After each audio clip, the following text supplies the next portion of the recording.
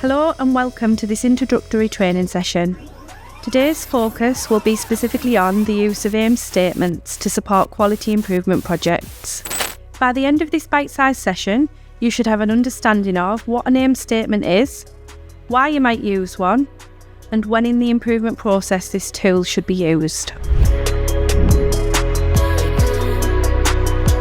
An aim statement is a written description of what you want to achieve from your improvement project.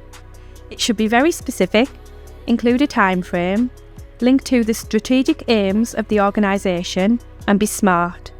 SMART stands for specific, measurable, achievable, relevant, and time-bound. An aim statement can help you to articulate the aim of your project and helps to narrow the focus of your project, being very specific about exactly what it is that you want to achieve and why. You should write your aim statement in the planning phase of a project once you have gathered your current state data. It is important to understand the extent of your problem before writing your aim statement because this will guide your aim.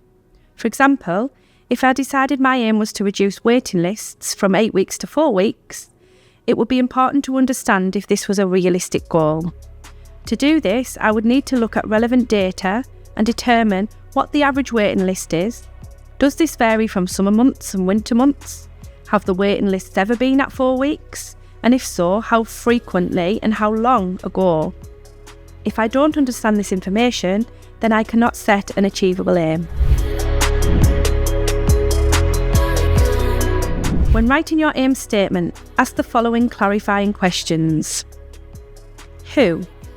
Who is involved or impacted? Remember, this could be staff, patients, carers, or other departments. What? What exactly do you want to accomplish? This should be based on your current state data. When? By when do you want to achieve your aim? Where? What site, location, department, or where in the process will your focus be? Why? Why does this matter? What are the benefits? What is the impact on staff, patients, services, or even carers? Once you have answered these questions, you can write your aim statement, ensuring that it is SMART.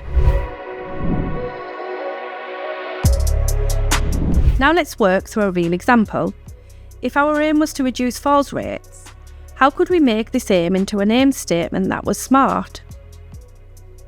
By working through the clarifying questions who, what, where, when, and why, we can see that each question adds a new layer of information upon which to build our final aim statement. The end product is moving from a very generic aim of reducing falls rates to an aim statement which is SMART. In the example on screen, the aim statement is specific because we now know which category of patients the project will focus on, and the specific percentage reduction in falls we are hoping to achieve. It is measurable because we now know what the units of measures will be. In this case, the measure is the average percentage of falls. It is achievable because the current state data told us the best performance in relation to falls rates was 5% and the worst was 12%, with the average of 10%.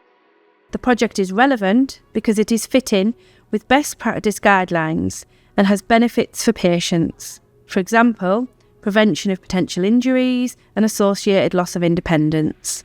The project will also reduce demand on the wider health and social care system.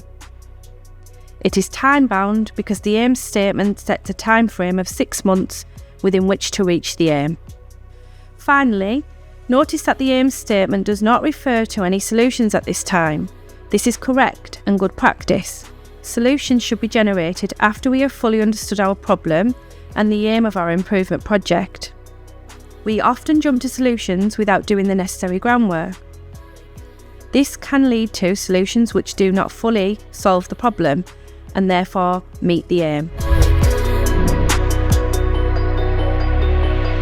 To summarise, you should use this tool to develop and articulate the specific aim of your project. An aim statement should be used in the planning phase of your project once you have collected your current state data. Remember to make your aim SMART, keep your aim visible, to remind you of your aim and prevent scope creep. Scope creep is when your project begins to bloom and develops beyond its original aim. Finally, your aim statement should not include solutions. If you have any questions in relation to aim statements, please reach out to the Leadership and Improvement team on the email on screen. They will be happy to support your learning journey. You can also learn more about various improvement tools and techniques through our continuous improvement programme, which includes a variety of bite-sized, half-day and full-day training courses. Many of our courses are now CPD accredited, with many more to gain accreditation in the near future. We will keep you updated via our marketing, or alternatively see Strive events for the most up-to-date information. Thank you.